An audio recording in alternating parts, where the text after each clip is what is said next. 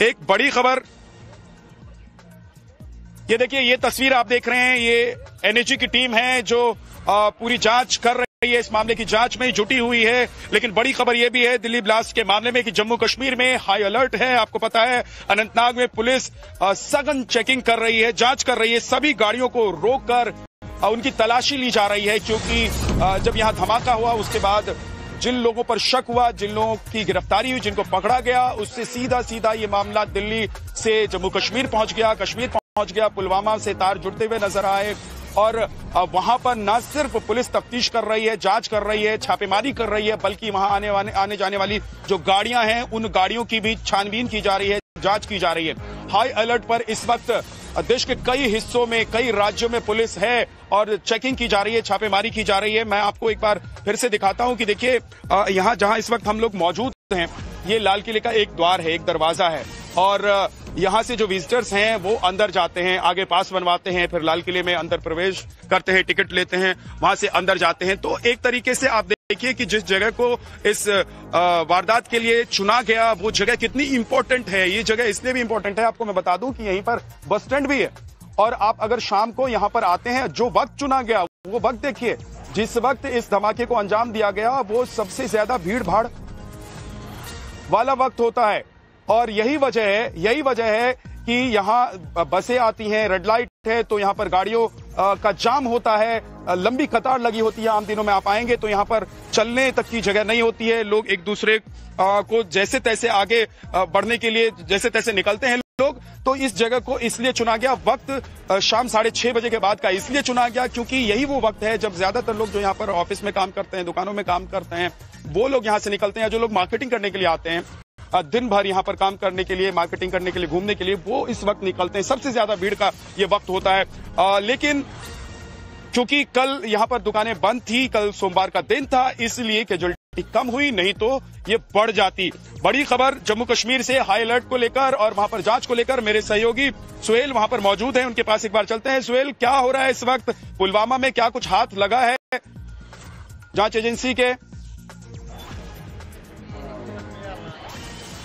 देखिए, अभी तक 6 व्यक्तियों को जो है डिटेन किया गया है, जिसमें डॉक्टर उमर के परिवार के 3 सदस्य शामिल है, जिनमें से 2 उनके भाई और उनकी मां को आज सुबह पुलिस ने जो है डिटेन किया है, उनसे पूछताछ की जा रही है। इसके अलावा 3 और व्यक्ति है, जिसमें से एक जिसका नाम आमिर रशीद है, जिसकी पिक्चर सामने आई थी ठीक उसी गाड़ी के साथ जिस गाड़ी में ये ब्लास्ट हुआ है, उसके भाई उमर रशीद को और एक और व्यक्ति तारेक को भी पुलिस ने डिटेन किया है, क्योंकि आमिर रशीद तारेक के नाम की जो सिम है, सिम कार्ड है, उसको इस्तेमाल कर रहा है। अब पुलिस लगातार इस मामले की छानबीन कर रही है। साथ में एक हाई अलर्ट भी कल देर शाम ही जारी किया गया था। लाइन ऑफ कंट्रोल से लेकर हिंटरलाइन तक सुरक्षा एजेंसियों को चौकस कर दिया गया है। श्रीनगर जम्मू राष्ट्रीय राजमार्ग पर थर्मल स्कैनिंग के जरिए गाड़ियों की तलाशी ली जा रही है, खासतौर पर बड़ी गाड़ियों की जो कश्मीर घाटी से देश के मुख्तलिफ हिस्सों की तरफ जाती हैं। और उसके साथ साथ जो हिंटरलैंड का इलाका है, चाहे वो दक्षिण कश्मीर का पुलवामा हो या उत्तरी कश्मीर के इलाके हो, जगह जगह पर फ्रिस्किंग के ऑपरेशंस को अंजाम दिया जा रहा है। जम्मू कश्मीर पुलिस के साथ साथ जो बाकी एजेंसियां हैं वो भी जुड़ गई हैं। लेकिन जो सबसे प्रमुख इस वक्त काम सिक्योरिटी एजेंसीज का है वो यही है कि जो दिल्ली में ब्लास्ट हुआ उसके साथ जम्मू कश्मीर का क्या कनेक्शन है, उसको पूरी तरीके से खंगाला जाए, समझा जाए, और उसमें जितने भी लोग इन्वॉल्व हैं उनको गिरफ्तार किया जाए, उनको डिटेन किया जाए, जितना जल्दी हो सके उतना। ये सुरक्षा एजेंसी लौटकर आपके पास आऊंगा। एक और बड़ी खबर इस वक्त आ रही है, अपने दर्शकों को बता देते हैं। ब्लास्ट पर एक और बड़ा खुलासा हुआ है। धमाके में अमोनियम नाइट्रेट का इस्तेमाल किया गया, अमोनियम नाइट्रेट के साथ तेल का भी इस्तेमाल किया गया है और विस्फोटक डेटोनेटर के भी सबूत मिले हैं। सूत्रों के हवाले से ये खबर है। भावना हमारी सहयोगी हमारे साथ जुड़ी हुई है। भावना, ये जानकारी कहां से निकल कर आई है, क्या है पूरी खबर?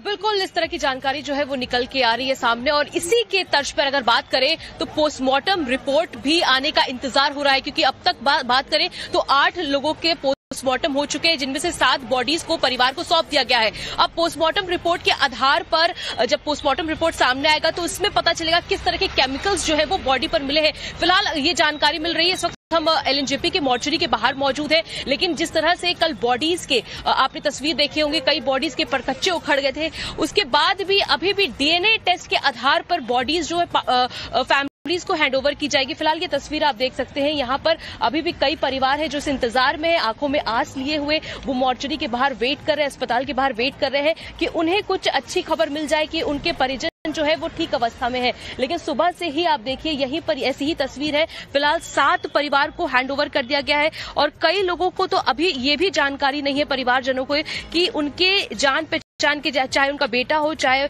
उनके पति हो, वो कहाँ लापता है। और अगर बात करें अशोक कुमार, लोकेश, मोहसिन, दिनेश मिश्रा, पंकज, इनकी पहचान हो गई है। ये दिल्ली के ही रहने वाले थे, इनके परिवार को बॉडीज हैंडओवर कर दी गई है। कुछ अगर बात किया जाए कल या आज शाम तक कुछ पोस्टमार्टम रिपोर्ट्स आने की संभावना जो है वो बताई जा रही है कि पोस्टमार्टम रिपोर्ट आते ही तस्वीरें और भी ज्यादा साफ हो पाएगी। फिलहाल सूत्रों के मुताबिक 12 लोगों की मौत इस पूरी घटना में हुई और अभी भी कई लोग गंभीर रूप से घायल हैं जिनका इलाज चल रहा है। 20 के करीब लोग जो है वो घायल अवस्था में है और उनका इलाज चल रहा है। दिल्ली की मुख्यमंत्री रेखा गुप्ता पल पल की अपडेट ले रही हैं और ऐसी ही कुछ तस्वीर इस वक्त अस्पताल के बाहर देखने को मिल रही है। जी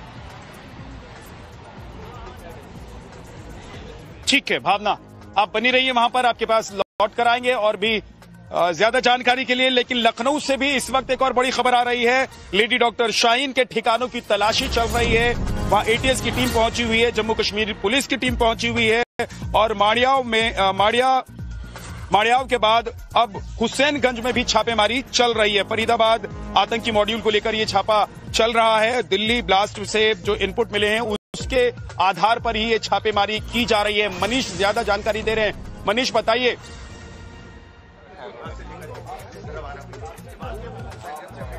देखिए, अभी परवेज अंसारी के घर जो रेड चली उसके बाद यूपी एटीएस की टीम ओडियन सिनेमा के पास हुसैनगंज इलाके में पहुंची है।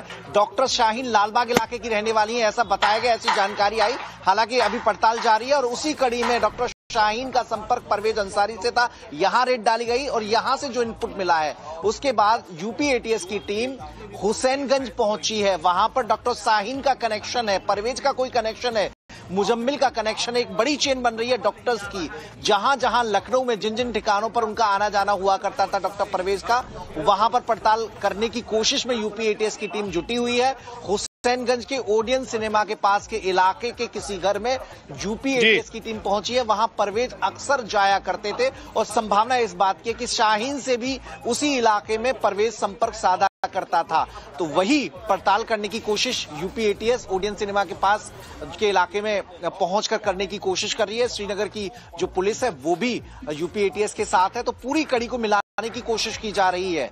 डॉक्टर परवेज इंटीग्रल यूनिवर्सिटी में पढ़ाया करते थे, यहां पर आना जाना था। पड़ोसियों को बहुत ज्यादा जानकारी नहीं है क्योंकि ऐसे लोग बहुत ही रिजर्व रहते हैं। और वही डॉक्टर परवेज किया करते थे, रात को आना और में जल्दी निकल जाना, इंटीग्रल यूनिवर्सिटी में जाना और वहां से जल्दी निकल आना। और बीच का जो पोर्शन है, बीच के टाइम में परवेज की एक्टिविटी क्या रहा करती थी, किससे वो मिला करते थे, शाहीन से कैसे संपर्क में आए, साथ में क्या इंटर्नशिप की गई थी, मुजम्मिल का कनेक्शन क्या है। तो ये बहुत सारे सवाल यूपी एटीएस के सामने भी हैं।